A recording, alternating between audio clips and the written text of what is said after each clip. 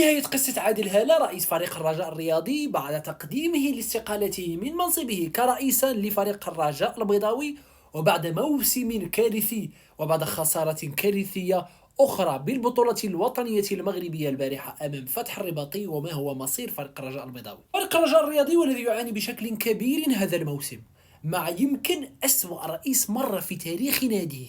بعد موسم كان رائعا جدا الموسم السابق، خلف بودريقة عادل هالة وكان نائب بودريقة، وقدم موسما عكس تماما ما قدمه بودريقة رفقة فريق الرجاء الرياضي. موسم كارثي بكل المعاني، الخروج من دوري أبطال إفريقيا بعد العودة للمنافسات الإفريقية، الترتيب في أواخر جدول البطولة المغربية بعد فوزك بالبطولة الوطنية المغربية بنسخة ذهبية بدون خسارة.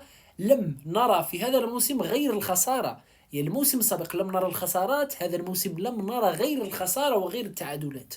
أداء كارثي من اللاعبين، مشاكل مادية لا يستطيع عادل هالة ولم يستطع أن يحلها، وهرب الآن من فريق الرجاء الرياضي تاركا له ديون وتاركا له مستحقات بقيمة تفوق على مليار ونصف سنتيم مغربي. عادل هالة أثبت بأنه أسوأ رئيس مر بتاريخ فريق الرجاء الرياضي. لم نرى رئيسا بهذا السوء وبهذه العشوائية في التسيير.